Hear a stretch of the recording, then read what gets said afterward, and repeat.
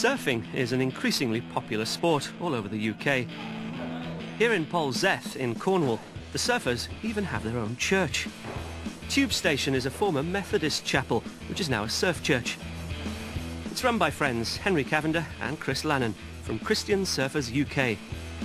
Diane Louise Jordan met up with them earlier this year.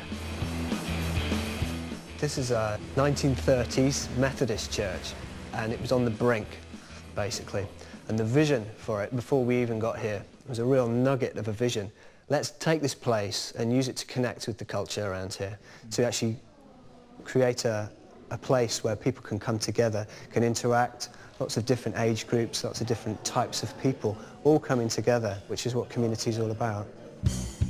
The congregation is made up of local people, the surfers, and holiday makers who visit Polzeath. How do you get people across the threshold? Lots of people feel that they have to take a deep breath when they go into anywhere religious, don't they? And what we just tried to do is take down all the barriers. If a church is a barrier between people and God, then you need to take it out of the way, because what this is all about is making people see God, you know, that's it. The thing we just love about this place is the fact that the guys, the original sort of people that were here in this church, are still here, and they're still very much a part of what we're doing, and we really, you know, this wouldn't be happening if it wasn't for them. The fact that I'm a surfer, I understand the culture, I understand the language that those guys speak, and that's so important when you're trying to communicate, isn't it, that you speak in the language that people understand, and that's very much what the heart and soul of Tubestation. So, being able to use the gifts and skills that we have, and also pool them with the other people that have come alongside us as well, enables us to communicate this amazing heart that God has for his people in a way that perhaps they haven't seen before. Well, that's just about it for this week's Songs of Praise. We've time for one final hymn, and it's a particular favourite of mine. I've even performed it at a Wales Rugby International. It was one of the highlights of my career. It's Guide Me, O Thou Great Jehovah.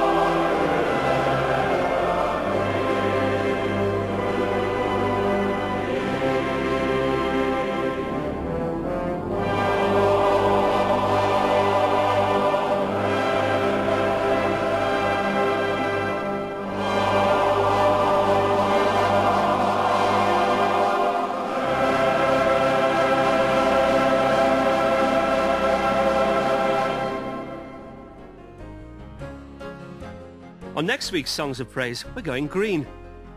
We'll be visiting the 12th century church, which has some very 21st century solar panels on its roof, and meeting the woman who got an allotment all because of something she heard in church. Plus, there'll be some fantastic hymns, all inspired by the beauty of creation.